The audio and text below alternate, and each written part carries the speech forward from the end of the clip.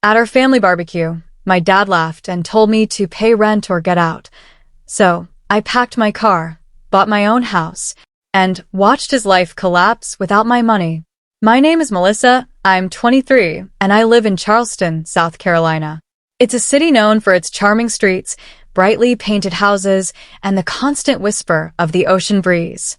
But on that day, none of that beauty could protect me from the sharp sting of my father's words.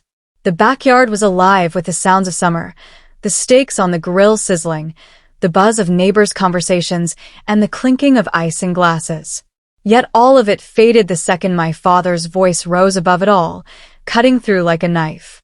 "Hey, Melissa," he called out, his smirk already telling me that trouble was coming. "You're old enough to pay rent or get out. This isn't a charity." His words hung in the air, heavy and cold, and before I could even respond, laughter broke out.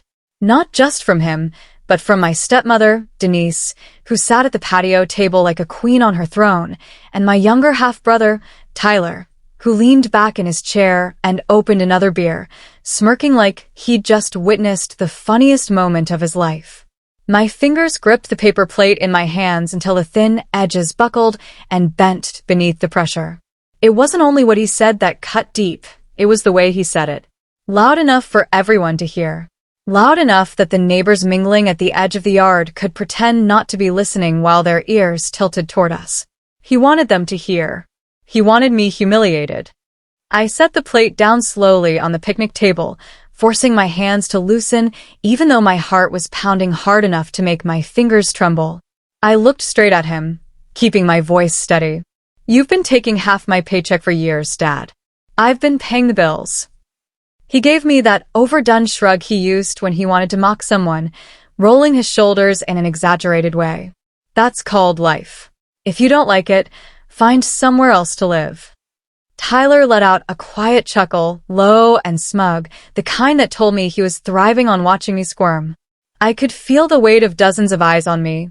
Family, neighbors, people who would whisper later about how Melissa got put in her place. They expected me to stay quiet. Maybe go to my room and cry about it later, like I had in the past. But not this time. This time I stepped forward until I was close enough to see the flames from the grill flicker against a smirk. My voice was low, but sharp enough to cut through the summer heat. "Fine. You want me gone? You'll get your wish." He laughed, waving his grill tongs at me like I was nothing more than a fly buzzing around his head. "Yeah?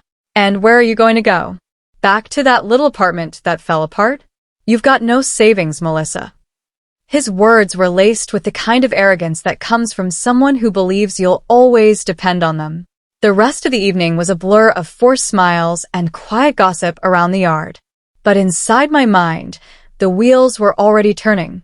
He didn't know what I had been working on for months. He didn't know that just last week I had picked up the keys to my own house. By the time the barbecue was over and the sun had set behind the rows of neighboring houses, I knew exactly what I was going to do. I wasn't going to drag this out. If he wanted me gone, then I was going to be gone. And when I left, I would take more than my things. I would take the comfort and security he thought he controlled over me. The next morning, I packed my car, box after box, until the back seat and trunk were full. My hands shook as I lifted the last one, but it wasn't from sadness. It was from the rush of knowing that everything was about to change. I drove to my new house, a modest but beautiful two-story home with white siding, shiny black shutters, and a wraparound porch that felt like it was hugging the entire place. The air smelled different here. Fresher. Cleaner. Like freedom. By noon, the deed with my name on it was sitting right there on my kitchen counter. I pulled out my phone and sent my father a short, simple message. "I've moved out. The bills are yours now." It didn't take long for my phone to light up. First his number. Then Denise's. I let every call go to voicemail. By dinner time, I heard the sound of a truck pulling up outside my new place. I peeked through the window and saw my father climbing out, his face tight, his jaw set. Denise was right behind him, looking like she'd just tasted something sour. Tyler's car was parked behind them, but he stayed inside. When I stepped on my porch, my father stopped at the bottom of the steps. "You're not serious," he said, his voice low. I crossed my arms and leaned against the railing. "I told you. You said, pay rent or get out. I chose get out. And I'm also choosing to stop paying your bills." His face went pale. Denise's mouth fell open, but no words came out. Even Tyler looked uncomfortable in the driver's seat. And in that moment, for the first time in my life, I felt something shift. I realized just how much power I had been handing over to them all these years, and that I was taking it back. They left without saying much more that day, but I knew it was only the beginning. They left that afternoon, but their departure did not leave behind peace. If anything, the air around my new house felt charged, like the stillness before a storm. I stepped back inside, closed the door, and leaned against it for a moment, letting the quiet sink in. There were no boots stomping down the hallway, no TV blasting sports channels at full volume, no Denise shouting across the house about some lost receipt. Just silence. Pure, clean silence. It was the kind of quiet that feels heavy in the best way, a reminder that this space was mine. I did not waste time. I walked straight to my laptop and began the process of cutting every single financial cord that tied me to my father's household. Electric bill? Removed from my account. Gas? Gone. Water? Cancelled. Internet? Disconnected. Car insurance that had been covering multiple vehicles but only one belonging to me? Rewritten and pulled into my new address. With each confirmation email, I felt my spine straighten just a little more. It wasn't about spite, it was about liberation. For years, my hard-earned money had been siphoned away into a system where I had no voice and no control. That was over. Within an hour, my phone started buzzing. First my father again, then Denise, then Tyler. I let each call ring out until they hit voicemail. By late afternoon, our family group chat was lighting up. "Dad, Melissa, this isn't funny. Denise, you can't just shut things off. That's not how family works. Tyler, hope you're happy. You ruined dinner." I read every message twice, then typed a single reply. "I've moved out. Bills are your responsibility now. Please do not show up uninvited." I thought that might buy me a day of silence, but by the next morning, I was proved wrong. My doorbell rang just after 10. I checked the camera feed and saw Denise standing there alone, oversized sunglasses covering half her face. I opened the door just enough to look at her without inviting her in. Her smile was tight, the kind that stretches across a face without ever reaching the eyes. "We need the car insurance to stay in your name for just a few more days," she said quickly. "Tyler has a job interview and can't risk driving without it." I shook my head. "I've already moved it to my address. It's my policy now. If Tyler's driving, he needs his own coverage." Her jaw twitched. "You're punishing us." I leaned against the doorframe, keeping my voice even. "No. I'm refusing to be punished anymore." For a split second, her expression shifted, the mask slipped, and her eyes hardened into something colder. "Your father's furious. You know he's only acting like this because he's stressed. The shop closing and everything." I cut her off. "That shop closed 3 years ago, Denise. He's had plenty of time to stop leaning on me like a crutch." Her lips pressed together in a thin line. "You'll regret this sooner than you think." I closed the door without another word. That night, as I unpacked boxes in my new living room, my phone buzzed again. This time it was an email from my bank. Suspicious login attempt detected. My heart jumped into my throat as I logged in to check. Multiple failed password attempts. Then something worse. A department store credit card and my name linked to an address that wasn't mine. I knew exactly what that meant. Memories flashed back. A year ago, my purse had disappeared from my old bedroom for 2 days, only to mysteriously reappear. Nothing had been missing, or so I thought. Now I knew better. Tyler. I printed every email, every statement, and filed them into a folder I labeled in bold black letters. Boundaries.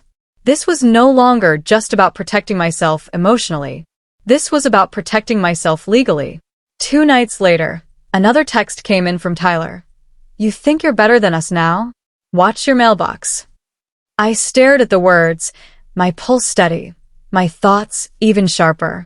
They weren't just losing my money. They were losing control. And the more they realized it, the more desperate they would become. The following days were quiet, too quiet. No calls. No knocks.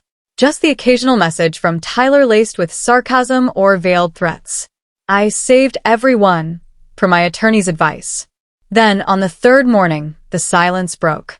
My phone lit up with screenshots from friends and neighbors, Facebook posts from Denise written in that vague, self-pitying style she loved. Some people think they can just turn their back on family. After all we've done, they leave us in the dark. Literally. The comments were predictable. Relatives I hadn't spoken to in years offering sympathy, neighbors pretending to understand both sides, and just enough missing details to let people fill in the blanks themselves. Not one post tagged me. Not one used my name. They wanted to paint the picture without giving me a brush. I didn't take the bait. Instead, I called every utility company again, confirming that all accounts were fully switched into their names. I wasn't giving them a single inch of leverage. By noon that day, my doorbell rang again. This time it was my father alone. Hands jammed deep into his jacket pockets, his eyes narrowed, but his voice measured. "We've got a situation," he began. "The mortgage is due. Without your transfer." "Not my problem," I said, cutting him off before he could finish. His jaw tightened. "You've been part of this household for years. You don't just walk away from responsibilities overnight." I laughed, a sharp, humorless sound that surprised even me. "You mean the responsibilities you dumped on me the second I started working? The ones you never asked about. You just took." He stepped closer. "You think this new place makes you better than us? That you can hide here while we drown?" I met his gaze without flinching. "I'm not hiding, Dad. I'm just done being your lifeline." His lips pressed together, his face a storm of words he didn't say. Finally, he turned and walked away, throwing one last sentence over his shoulder. "You'll regret this when you come crawling back." I closed the door slowly, relishing the solid click of the lock. Crawling back wasn't in my vocabulary anymore. That night, as the sun slid behind the horizon, my phone buzzed with a call from a former neighbor. She lowered her voice like we were sharing a secret. "They're out in the driveway screaming. Denise is yelling she can't buy groceries. Your dad's blaming her for everything. They keep mentioning the bank account being overdrawn." I thanked her and hang up. I sat in my living room, letting the information settle over me like warm water.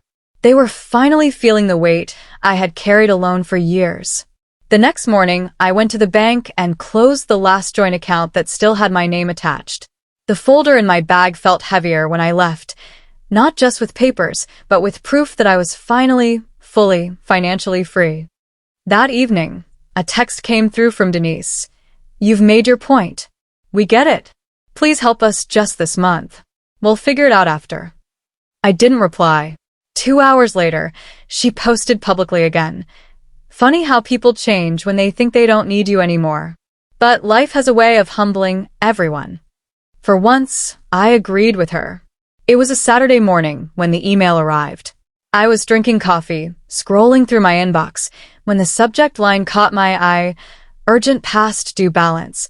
Public auction notice." At first, I thought it was a mistake. I hadn't lived in that house for weeks. But when I opened it, I saw the truth. 2 missed mortgage payments, no arrangement made, auction date set for 30 days. They still had me listed as an emergency contact from years ago. In the past, I might have rushed over, tried to save them, drained my account again. But not this time. I printed the email and slipped it into my boundaries folder. By noon, the knock came. All 3 of them on my porch.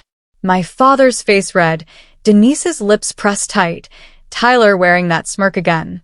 "You saw the notice," my father said immediately. "We can't lose the house. You're going to help fix this." I crossed my arms. "No, I'm not." "You're still family," he snapped loud enough for the neighbors to look over. I didn't lower my voice. "Family doesn't use you like a wallet. Family doesn't laugh while you're humiliated in front of half the neighborhood. Family doesn't commit fraud in your name and expect you to just take it." Denise glanced nervously at the watching neighbors. Do you have to make a scene? Yes, I said flatly. Because you had no problem making one when it suited you. My father's voice dropped into that low, dangerous tone he used when he thought he could intimidate me. If you walk away from this, you'll be nothing to us. I smiled without humor. Then I'll be nothing to you and everything to myself. Before I went back inside, I pulled the foreclosure notice from my folder and held it up for them to see. This is what happens when the person you've been draining finally stops bleeding for you. I let it drop to the porch at their feet. The door closed behind me with a satisfying click. Through the blinds, I watched them stand there in silence before finally leaving. That evening, I posted a single line on my social media. Sometimes the best gift you can give someone is the chance to stand on their own 2 feet.